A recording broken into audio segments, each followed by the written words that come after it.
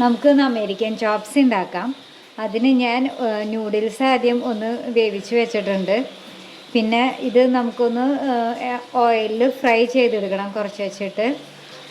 പിന്നെ നമുക്ക് വേണ്ടത് carrot, beans, cabbage, onion, capsicum, വെളുത്തുള്ളി, ജിഞ്ചർ, പിന്നെ കോൺഫ്ലോർ, പിന്നെ സോസുകളായിട്ട് സോയാ സോസും ചില്ലി സോസും ടൊമാറ്റോ സോസും. ഇത്രയും സാധനങ്ങളാണ് നമുക്ക് അമേരിക്കൻ ചോപ്സ് ഉണ്ടാക്കാൻ വേണ്ടത്. പിന്നെ ലാസ്റ്റ് നമുക്ക് അതിൻ്റെ മുകളിലായിട്ട് ഒരു എഗ്ഗ് ബുൾസൈ ആക്കി വയ്ക്കാം. അപ്പോൾ നമുക്ക് ആദ്യം നൂഡിൽസ് ഫ്രൈ ചെയ്തെടുക്കാം. ഞാൻ നൂഡിൽസിൻ്റെ മുകളിൽ കുറച്ച് കോൺഫ്ലോർ സ്പ്രെഡ് ചെയ്തൊന്ന്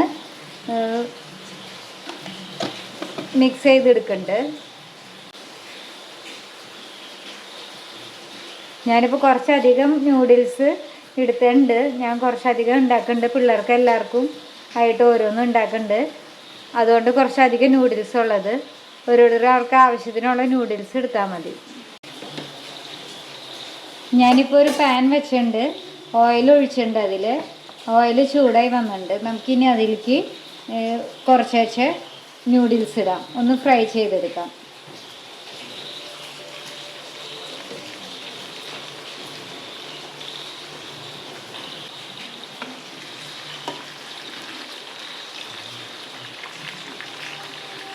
ഓയിൽ ചൂടായി വന്നിട്ടുണ്ട്. നമുക്കതിലേക്ക് ആദ്യം വെളുത്തുള്ളി ഇഞ്ചി ഇടാം.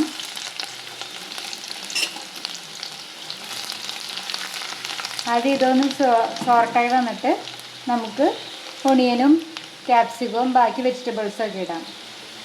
നമുക്കിനി ഇതിലേക്ക് ഒണിയൻ ഇടാം ആദ്യം.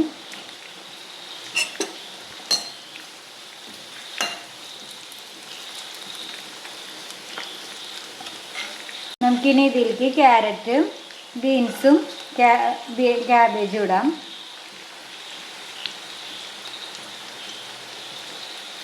ഇതിലേക്ക് നമുക്ക് ഉപ്പും കുരുമുളക് പൊടിയും കൂടെ ഇടാം. വെജിറ്റബിൾസ് എല്ലാം ഞാൻ നീളത്തിലാണ് കട്ട് ചെയ്തിരിക്കുന്നത്. ഫ്രൈ ആയി വന്നിട്ട് നമുക്കിനി ഇതൊരു പാത്രത്തിലേക്ക് മാറ്റാം. നമുക്കിനി ഇതിലേക്ക് ക്യാപ്സിക്കം ആഡ് ചെയ്യാം.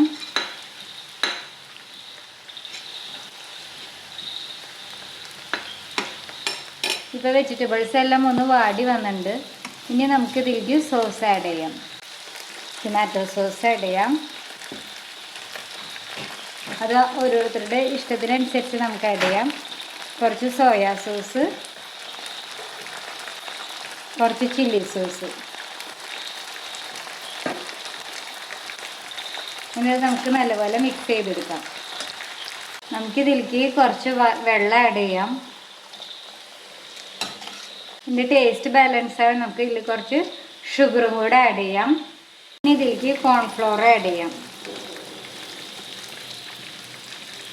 ഇത് നല്ലപോലെ ഇളക്കി ഒന്ന് തിക്കാക്കി എടുക്കാം. ഇപ്പോൾ വെജിറ്റബിൾസിൻ്റെ ഇത് ഇവിടെ റെഡിയായി. നമുക്കിനി ഇത് ഗ്യാസ് ഓഫ് ചെയ്യാം. ഇപ്പോൾ നമ്മുടെ ബുൾസൈ ഇവിടെ റെഡി ആയിട്ടുണ്ട്.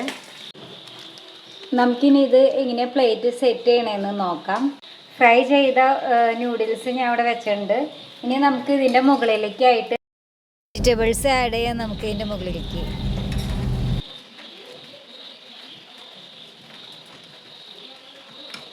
തിക്ക് ഗ്രേവിയോട് കൂടി തന്നെ നമുക്കത് അതിൻ്റെ മുകളിലേക്ക് ഒഴിക്കാം. മുകളിലേക്കായിട്ട് ബുൾസൈ വെക്കാം.